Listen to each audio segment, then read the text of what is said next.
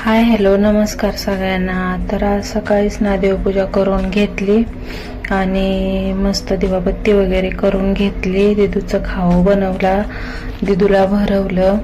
पण दिदूचे ना खूप नखरे असतात खाताना. नंतर मला मसाले भात बनवलेला मी पण खाऊन घेतला. नंतर मस्त दुपारी आराम केला. नंतर संध्याकाळची स्वयंपाकाची तयारी, कुकरला डाळ भात लावून भाकरीसाठी पीठ मळून घेतलं आणि भाकरी पण बनवून घेतल्या पटपट.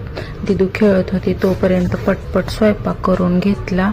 कारण परत दिदू रडायला लागली ना मग काहीच करून देत नाही मला. तिला असं वाटतं मला फक्त उचलूनच घ्यावं. आणि दीप अमावस्या होती त्यामुळं दिदूला ओवाळायचं पण होतं, औक्षण करायचं होतं. त्यामुळे असे दिवे वगैरे बनवून घेतले. दिदूचं औक्षण पण करून घेतलं. पण तिथे हळदी कुंकूच लावून देत नव्हती, तिचं सगळं लक्ष दिव्यांकडेच होतं. नंतर मग पटपट औक्षण वगैरे करून घेतलं, संध्याकाळी जेवण वगैरे करून घेतलं. तर असं होतं आजचा माझा दिवस.